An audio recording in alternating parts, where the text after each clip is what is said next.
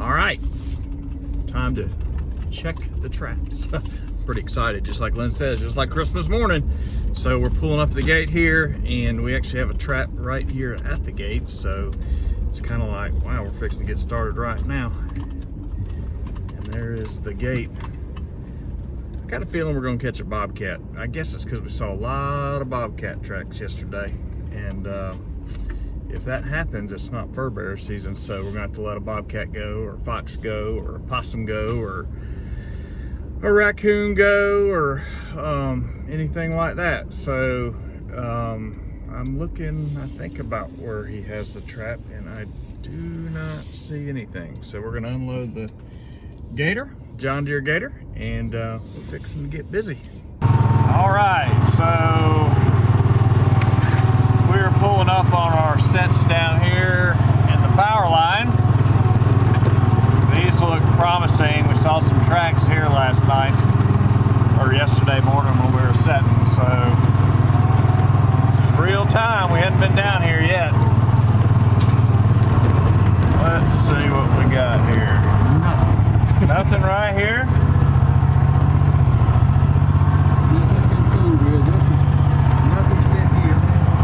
Yep. So there was a set right there, and then there's a set right there, and it looks just like we left it yesterday morning. So, and this is 1, 2, 3, trap 4, nothing, and nothing disturbed the, looks just like when we left it. So, coming around the corner to another set. This was a good looking set to me.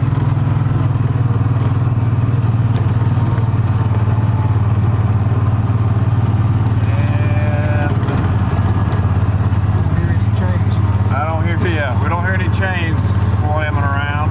Did we go by it? No. He sees it right there. Do you need to look at it? No, just no change? No. No change, okay. Just like we left it yesterday. Got 2 more in the back. All right. Last 2. First morning check. We've got 5 mornings, so we're in good shape.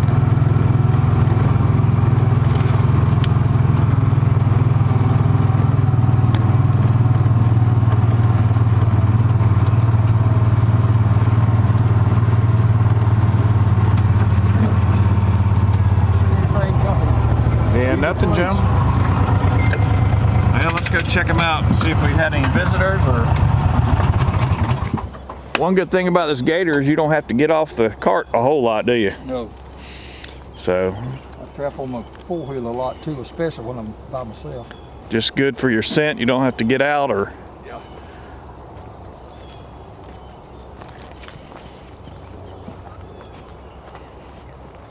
Yeah, something's food with it. Something has food with it? I would say a bird, maybe. Show me what you're talking about there. See the rock? See this rock? It's laying almost on top of the... Oh, yeah. So the rock moved overnight. Yeah. Or, well, not overnight, but at some point. To help it. So you're thinking maybe a bird? Yeah, and mice. Mice are bad. Sometimes you'll see your sheep's wool pulled out of your hole. Is that usually a mice or a mouse? Or, okay. Not always, but a lot of times that's all it is. Okay. All you really need to do is I'm gonna have to get some dirt and cover it back. Because there's your pan right there. Mm-hmm. Just exactly where you wanted it, just under the surface, right? That's exactly right. Some kind of a little critter. So you had no business being here. Yep. So you just gonna clean it up and get out of here, right? Sift a little dirt on it. Sift a little dirt and go set out some more traps. Just walking up here to check this other trap. Mr. Lynn was just telling me about every day on your trap line you're gonna have some kind of little critter, bird, mice, rat, something messing with your traps. And this, like it was. And see, this one is just like it was. So he's just gonna ease out of here. Yep. And go set some more sets. And he says, see you in the morning. So, all right, so here we are. Things can change daily out here. So we knew we didn't get quite enough traps in yesterday that we wanted to, so we went down the power line the opposite way. We actually came this way yesterday. We may have missed this, but I don't know. But here we go. This is exactly what we're looking for right there. That is Looks pretty fresh, so I'm gonna show you what he's sitting on. He likes this area because if you look, I mean, it's just a, you know, power line. And, but you've got, this is kind of a natural gully. And when there were some other tracks out here as well. And so Mr. Lynn thinks that, well, he's seen sign that they're traveling up this gully. So what he's doing is he backed up, and it's just kind of a narrow little strip here of dirt with some tracks in it. And so he found him a place that he liked, and I quizzed him about this particular spot. There's this little grass clump here, and he picked that side versus this side. So why'd you pick that side over this side? And he reminded me of something he told me yesterday. And he likes that downhill step. And boy, that makes such perfect sense to me, because that coyote is going to have to step down, which means a little bit more weight. Right, Mr. Lynn? Yes, sir. And that's what you want right there. So so this ought to be good. All right, setting our second trap of the morning.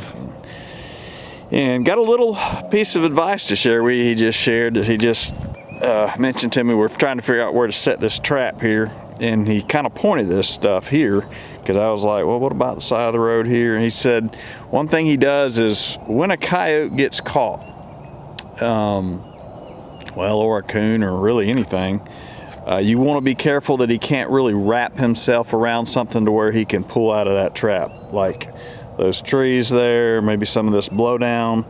So he came over here to where when something gets caught in this trap here, there is nothing to wrap around. He's just got kind of an open area here. So having said that, he's still creating his good backing and all that, but there is no big tree to get all wrapped around and everything else. So you just don't want them to pull out of those jaws, right? That's exactly right.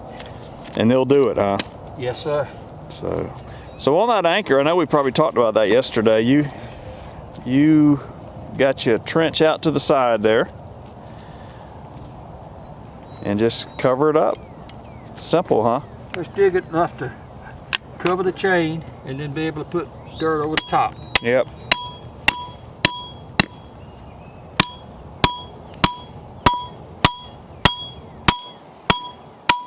Wow. Hard ground.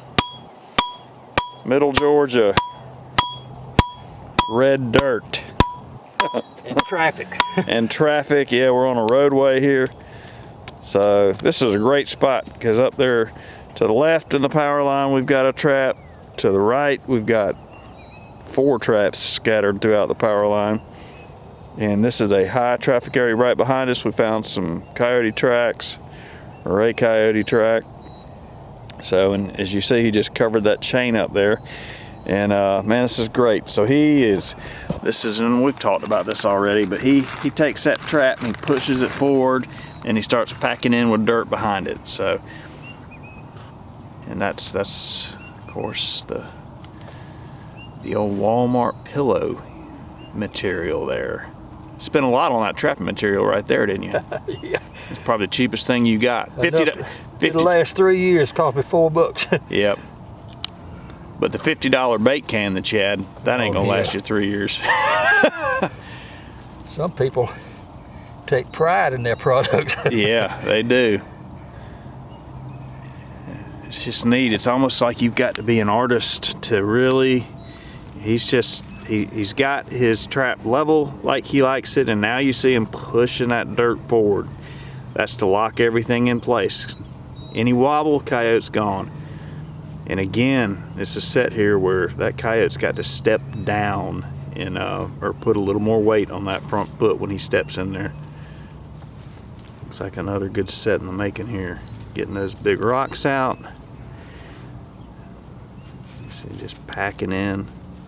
He's checking the ears to make sure there's no wobble, pushing forward. Are we happy? Yes, sir. Solid? Okay. Now all that's left is just to start covering it back up. It's not all that's left, but getting that trap stationary is key. That's dirt from home he brought. You can tell it's that I real. like to cover my springs with that because it's light. Didn't put any extra pressure on it. Wow. Didn't put any extra pressure on the springs. When it has to fly through the jaws have to fly through the dirt. You want something light. If you pack mud, wet, heavy mud on those jaws, believe it or not, it'll slow it down some. You don't want to do that. Yeah, that stuff will turn hard, and yeah. You want that trap to be able to fly up through loose dirt, because you told me yesterday a coyote can hear that trap go off or feel it and step out of the way, can't he? Well, he's not really stepping out of the way, he's flying out of the way. Flying out of the way, that's right. Yeah. Yep. A lot of times, that's what usually happens when you get a toe catch. You can get toenail catches a lot. Yeah. There's been times when I found my trap tripped and be a toenail in it. No kidding. Yeah. More than once. But what's nice is next year catch a coyote that's got 4 toes. Yeah, you know you got them then. We did that with a beaver this year. That's one reason you don't want the ears of your trap, the jaws of your trap, to have that old red clay where it can dry and get hard. Just that nice old soft dirt from home and a light layer of it.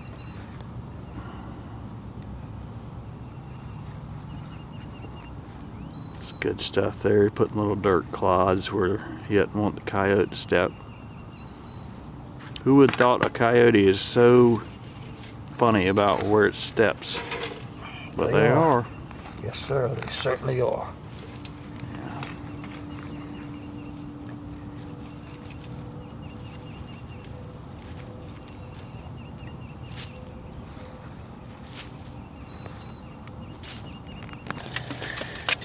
Probably his final sift on the trap. Didn't want to do that. That's okay.